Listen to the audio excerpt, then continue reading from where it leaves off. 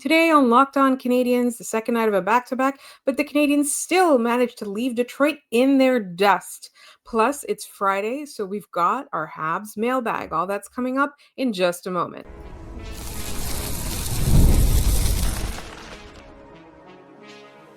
You are Locked On Canadiens, your daily podcast on the Montreal Canadiens. Part of the Locked On Podcast Network, your team every day. Hi there, everyone, and welcome to another episode of Locked On Canadiens. I want to thank you all for making us your first listen of the day. As you know, we're free and available wherever you get your podcasts, as well as on YouTube, part of the Locked On Podcast Network, your team every day. And today's episode is brought to you by FanDuel. Download the FanDuel app now by visiting FanDuel.com and win $300 in bonus bets if your first $5 bet wins. My name is Laura Saba, also known as the Active Stick. And I'm not joined today by my wonderful co-host Ian Boisvert, also known as Maybe It's Ian. You know him from the Build podcast. He is hoping to be back by Monday. Everything is fine. He's just got some obligations in his daytime life that he needs to take care of. But we're really, really hoping that he's going to get a chance to watch the Chicago game live. And then we can recap it together and he'll be back next week. In the meantime, today I obviously want to talk about that win against Detroit. I want to single out a couple of performances again. And we have our Friday Habs mailbag, and you guys have sent a bunch of questions. Also, if you're new to the show, at the end of the episode, we do a trivia question. And today we've got a listener submitted one. And if you listened to yesterday's episode, I had an absolutely sicko question. I have the answer for you guys today. So let's get started. The second night of a back-to-back, the Canadiens looked tired, which is natural, right? They played really well against Toronto. And I do want to talk about that a little bit in a second. But what they were able to do was not just find a way to win, find a way to look dominant. I think goaltending was one of the stories of the game, but just one of the stories. Detroit with their home opener, I gotta say, love those Centennial jerseys. I didn't really like them when I first saw them over the summer when they announced them, but they looked really good. I love that. I love a Centennial season. I wish them luck. Nobody can do it like the Montreal Canadiens can, though, with barber pole jerseys that I still absolutely love. Speaking of barber pole jerseys, there's a picture of Zach Balduc in one as a child, and I very distinctly remember when those jerseys came out and were released by the Montreal Canadiens. I was a grown-up with a job. So if you feel old, you're not alone. I'm there too. Zach Balduc, who had his second goal in as many games. Oliver Kapanen with his second goal in as many games. Zach Balduc kind of looked like he was going to have two, but then I believe they switched the credit to that to Alex Carey, which good for him, right? Like really a lot of things to say about that Canadiens game, but I kind of just want to dial it back just a little bit for a moment. So yesterday, after the game, I recorded an episode talking about how the Canadiens played really well, and the score, that 5-2 loss against the Toronto Maple Leafs, was not necessarily reflective of their effort or their level of talent. I felt that the team looked way better than they have in years in that opener. And a lot of you had a lot of, differing viewpoints. Some of you challenged me on I had fewer negative things to say than there actually were in the game, which is totally fair. But there's something that I just kind of want to say, and that is that this is an 82 game season. If we're going to despair over a loss to the Toronto Maple Leafs and not look at the process itself, we're going to burn out really quickly, right? We got to be looking at the process, and we have to be able to also acknowledge when the Canadiens win games where they didn't necessarily play better than the other team, right? So like with that Toronto game, I even talked to some of my Leafs fan friends, at least all the Leafs fan friends that weren't busy watching the Yankees lose last night. And they felt it too. They feel a difference with this year's Montreal Canadiens, right? Like they feel that this team is a much better one, a much more challenging one. And yes, Toronto was missing Scott Lawton. Yes, maybe they didn't always play to what Leafs fans believe was their ability. They still put out the win, but a lot of them, you have to be able to acknowledge that the process is working. You have to be able to acknowledge that the team that we saw on the ice against Toronto was a much better team than we saw on the ice against Toronto all of last year, right? And so we have to be able to trust the process, because if we're going to despair over a loss because it's a loss and a lopsided loss, then, we're going to burn out. There's 80 games left in the regular season, and potentially we've got playoff runs to worry about too. So we got to be careful. So turning that back to the Detroit game, I want to say that this is something that we might have to get used to a little bit because there are so many back-to-backs, right? The Canadiens, they weren't necessarily bad. It felt like just Detroit had more energy, and that's natural. It's their home opener, it's their centennial year. The Canadiens are on a second night of a back-to-back, so it is natural for the Detroit Red Wings to have more energy than the Canadiens. And what did they do with that energy? Well, I will say they played a splendid third period. I will give them that. The rest of the game, though, they were chasing the Canadiens. The Canadiens looked faster than them, and it really like didn't seem close. And the offense that they were able to generate, just little things I think that they did right, which was I felt like they were capitalizing, and this is something that we saw them do in the last stretch of last year as well, capitalizing on every opportunity. The difference that I noticed in that Detroit game, the capitalizing was much faster and much more instinctual, right? There were many moments where the Canadiens were on the ball, even though they looked tired. And you can see it from, if you look at the fancy stats, the Canadiens didn't really do anything that was, that's worth writing home about. Like Detroit looked much more dominant in those stats, but the Canadiens were still able to pull out a win. Why? Because Jakub Dobes was really good. I'm not going to say amazing, but really good. Like that was a very strong, confident performance from him, which we love to see because he's going to have to do it a lot this year with all the back-to-backs.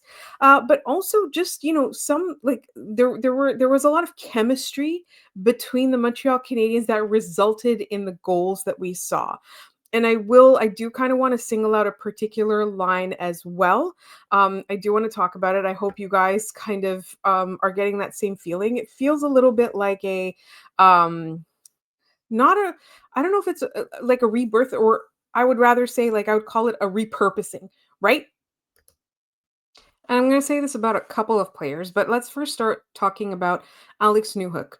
Only 2 games, obviously. We do have a little bit of sample size in the preseason too. I like that they've repurposed him into a penalty killer. It seems to be kind of the thing the Montreal Canadiens do. Oh, a guy doesn't really have a spot, or not necessarily working out, or maybe having a rough patch or anything like that. It's, let's just see if he's going to work on the penalty kill. So I really liked him, and one thing that they've been able to kind of use him for is put him on a line with obviously Kapanen, sorry, and Ivan Demidov. And I think, if I'm not mistaken, I heard the broadcast say that they call him Dad, which is really hilarious because I think he's like 25, 26 years old. Again, anyone feel old? Put your hand up. I've really liked that, and I've really liked the chemistry with Newhook and Bolduc. Obviously, great start to his season. Same thing with Oliver Kapanen. And then one thing that I want to say is over the last 2 games, we've seen a lot of good from Juraj Slafkovsky. Definitely something where I feel like we're going to get a full season Slav, maybe some fits and spurts here and there, but everybody kind of has that. And one thing that I do want to note is that the Canadiens didn't need, they made use of, but they didn't need their top line to be the only line scoring, and the only line that did anything. And that was phenomenal to see. I also would be remiss if I didn't bring out our mic meter. So if you're new to the show, we have a mic meter. My co-host created it. And on the one side of the spectrum, you will see Tragic Mike. That's when he has that game that has everyone trying to get him traded out of town. And then on the other side of the spectrum, you have Magic Mike. And today the mic was magic once again. I'm going to give him a 5 because not only has he found this amazing chemistry with Noah Dobson, which I want to get to in 1 second, but he also scored a goal. You have to give him that 5 today on that mic meter. So we'll put that away for a moment. And I do want to bring up Noah Dobson too. There were a lot of nerves when, people talked about him and Matheson playing together. I thought that he used his speed, and also a lot of questions, right, about his defensive ability. I feel like he used his speed to intercept a lot. So all in all, lots of positives I'm seeing. And again, they were, Detroit kind of, if you look at the fancy stats, looks like they were dominant, but they really weren't. The Canadiens looked like they were just choking off all their opportunities, and they were skating circles around. Like it was just like they I think the biggest thing was the Canadians were able to pick their spots, right? And that's going to be really useful as you go through a long season with many back-to-backs. And if they make the playoffs, like conserving their energy and using their speed and burst at the right time.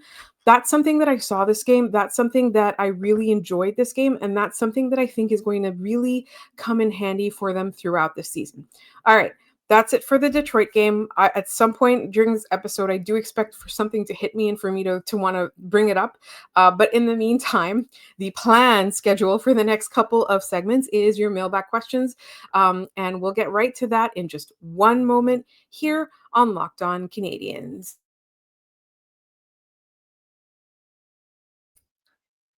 First, this episode is brought to you by FanDuel. The NFL season is here, and FanDuel has an offer you don't want to miss. Right now, new customers can bet just $5 and get $300 in bonus bets if you win. That's right. Pick a bet, put down $5, and if it hits, you'll unlock $300 in bonus bets to use across the app. I love how FanDuel gives me so many ways to play. I've built parlays, tried player props, and even followed the live lines during games. It makes watching football even more exciting when you've got a little something riding on the action. Whether you're a casual fan or love diving into the stats, FanDuel makes the game day experience so much better. So, what are you waiting for? Visit fanduel.com to download the FanDuel app today and get started.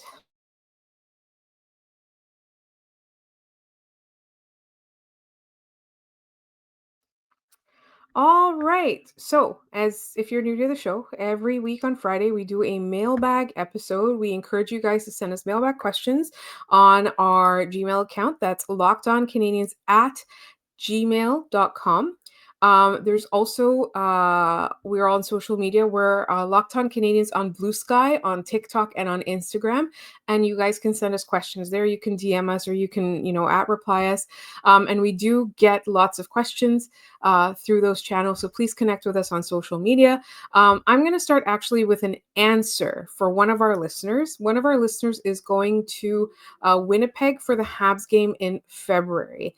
And last week on the mailbag, I put out a call and, because our listener, Logan, wanted to know what was there to do in Winnipeg in February with if you're going to the game with your family, with children. And we had a lovely listener, Rye, get back to us.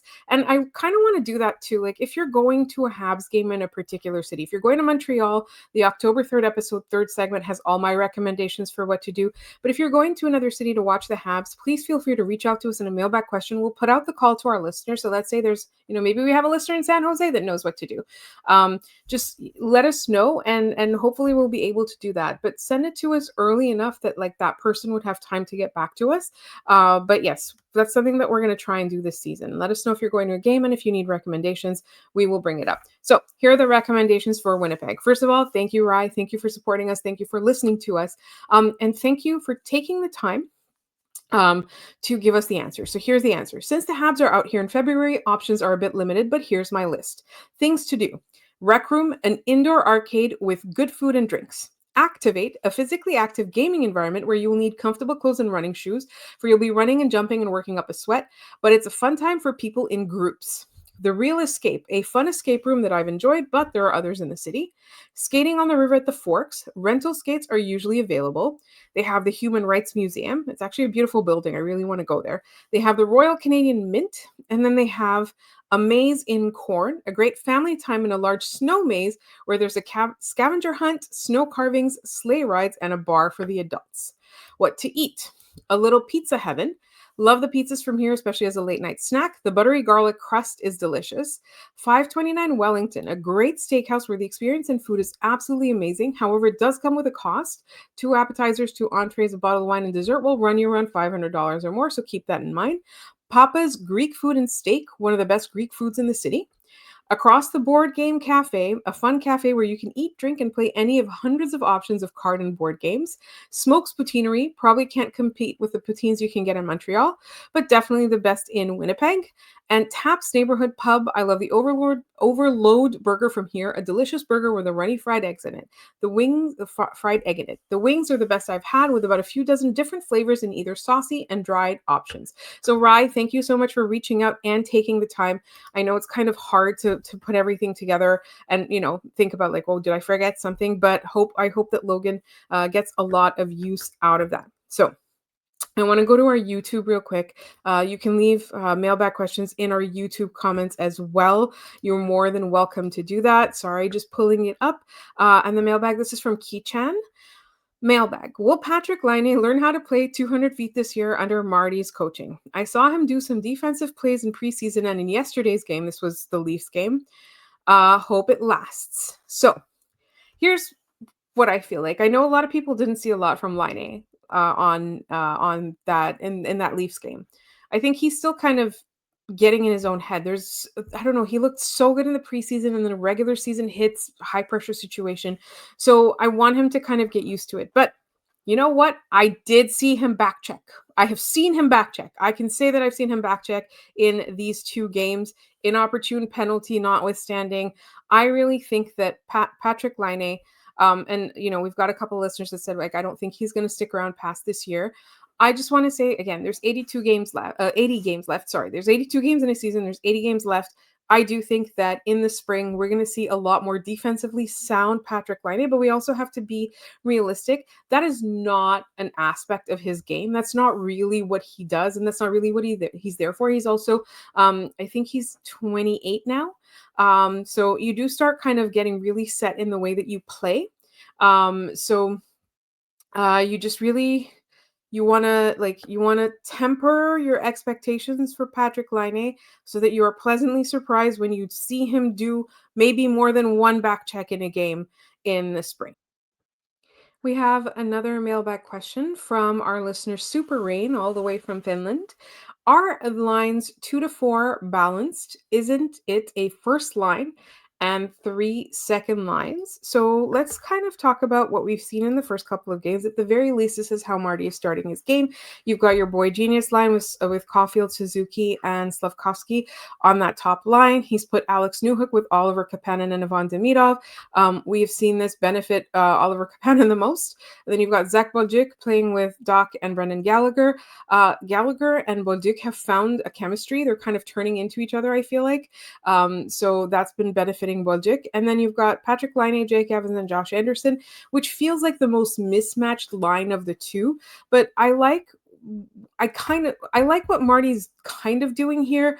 I know that ideally maybe you would have somebody else other than Alex Newhook on your second line. Maybe that guy's name could be Patrick Laine, but you're not going to mess with this as long as it's working, right? So I think he's trying to balance it out so that there's at least one defensively sound player on every line. And on the first line, obviously, that's your Nick Suzuki. There's at least one like tall person on each line, or a large person on each line, and also at least one offensive threat on each line.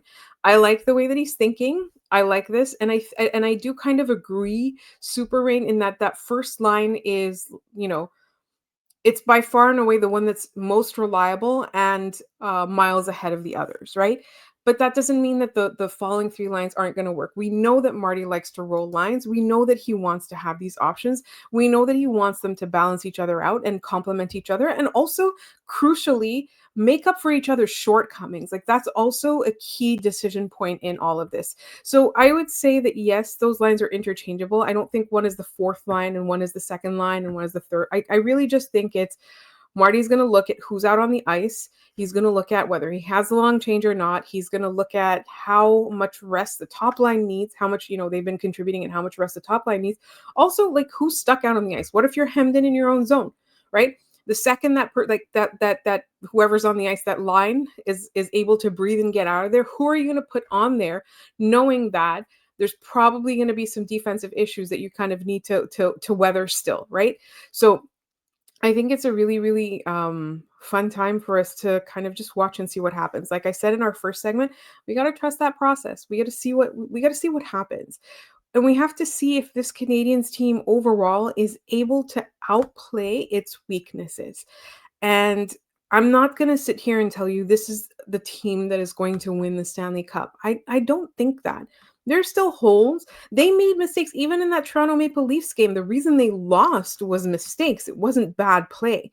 And then in your Detroit Red Wings game, the reason they won was they capitalized on other people's mistakes, right? There's still a long way for this team to go before it can become a perennial contender. But what I really want to point out is just in what better position they are now than they were last year, and just how many options they have, like how much flexibility they have. And again, I want to look at the process. In the last few years of the rebuild, every year, all I wanted to see was to see them get better. Now, that's not it anymore. We can't have that. Like the goal is no longer to quote unquote just get better. The goal from now on is to really solidify the good habits. It's to solidify how you win. It's mentality, it's play, it's talent, it's habits, it's training, it's everything, right? Like the goal now is to turn yourself from a team that's rising to a team that's going to stay at the top for a long time. That's what we want. So again, all this rambling, but all this to say is that even though it's not perfect, like that being able to roll lines 2 to 4 is going to be a massive advantage. We've got more mailbag questions coming up from you guys in just one moment.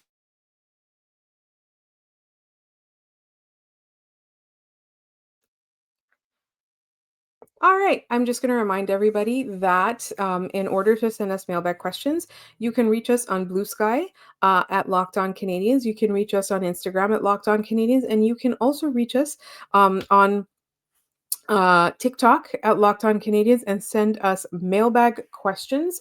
So, our good friend of the show, one of the Roberts brothers, if you've listened to the show long enough, they are actually like maybe the main character of our podcast, but we love them dearly. Kyle Roberts. So, here's his question. Do you think that with all this mention of Crosby texting Bojic about the Ramparts, that Zachary should repay the favor and text Sid about how much he would like it in Montreal?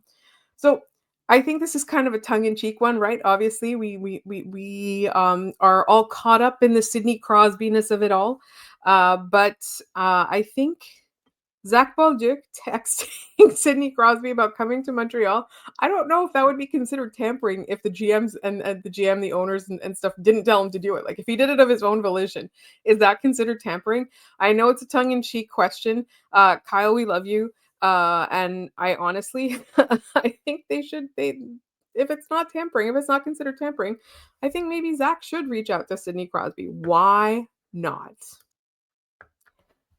We've got another question. This comes from a friend on Blue Sky, Nathaniel. And the question is, other than the Habs, who do you root for and why? So I wasn't super clear if this question was just about hockey or if it was about other sports or other leagues. Obviously, as a Montrealer, I do root for the Montreal Victoire. They are my PWHL team, and I can't wait for them to come back. Very, very excited about that. The Habs are really like my number one team. It's not just because I have to talk about them 5 days a week on a podcast. They are really the team that I follow the most closely, and the team that, you know, I watch most of their games or all of their games now. I used to watch most of their games. Now that I have to for my job, I watch every single one, even if it's, you know, Sunday morning because I was out on a Saturday night or anything like that.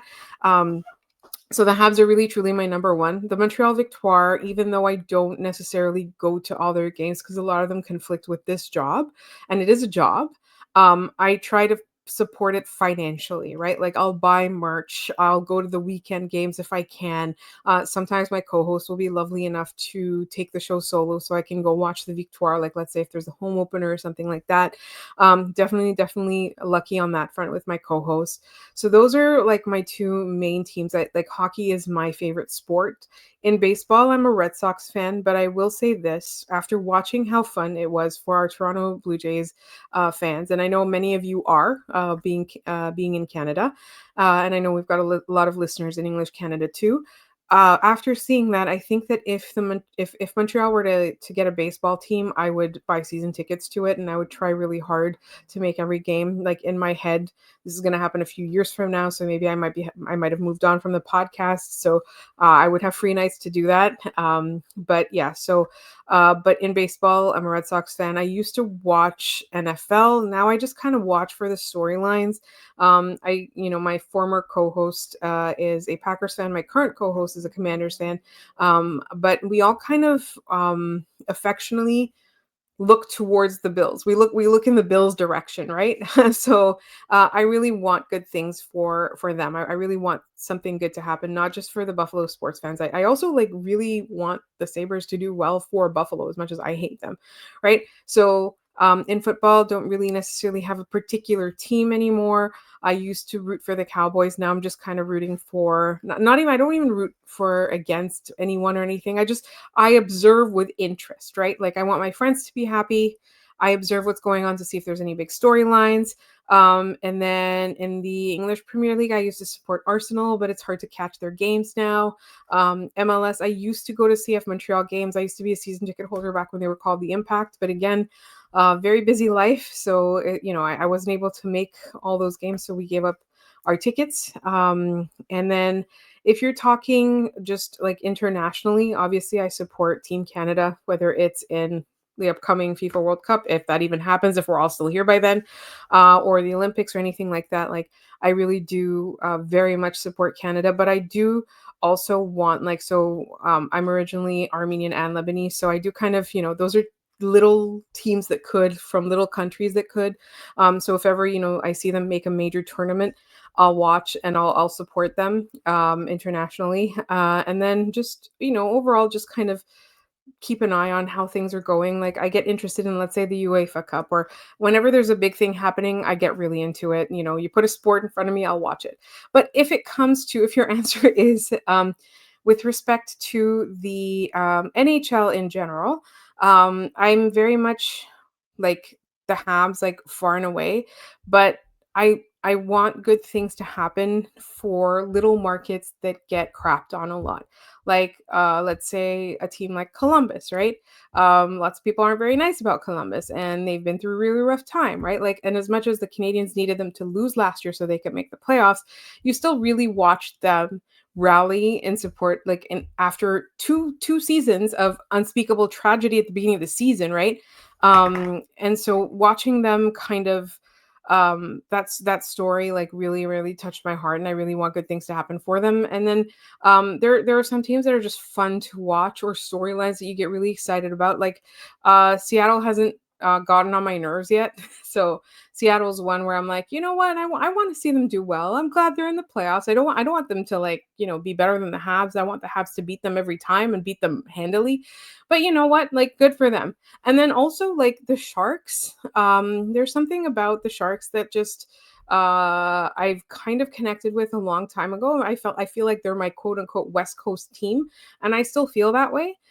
So anyways, in the NHL, that's who I support. And then just overall, just kind of like keep an interested eye, I would like to be an Alouettes fan, but I don't really know much about the CFL. I don't really know the nuances about how it's different from American football. And American football has so many crazy rules.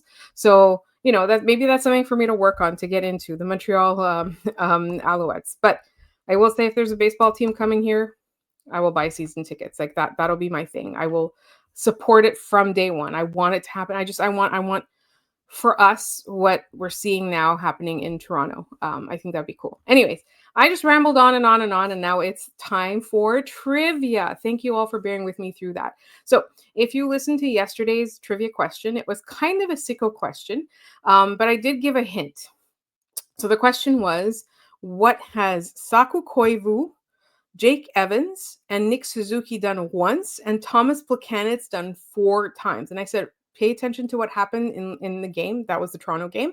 And, it goes with that theme. And in the Toronto game, Oliver Kapanen got his first NHL goal as a shorthanded goal. Now, That's not the actual trivia question, because that trivia question, Habs in High Heels Prianta posted it on social media, so I was not going to use that. But it gave me, oh, and the information that she posted is that Oliver Kapanen is the fifth Montreal Canadian history to have his first NHL goal be a shorthanded one, right? So then I went turn around and I was like, okay, let me look at who has the record for shorthanded goals in a single season.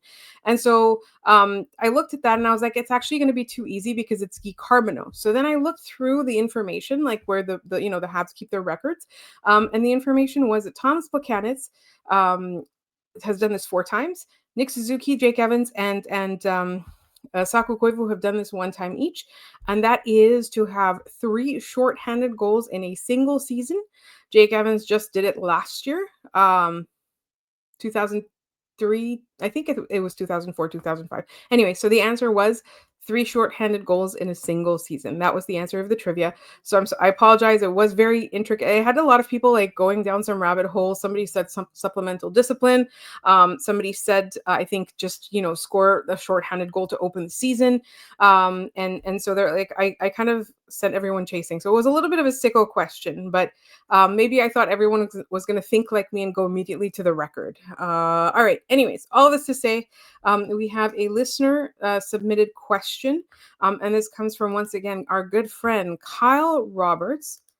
Oh, I missed a question from a VB on email, so I will be prioritizing that question for next week because these questions are evergreen questions. So we'll be doing that. So back to Kyle Roberts and his trivia questions.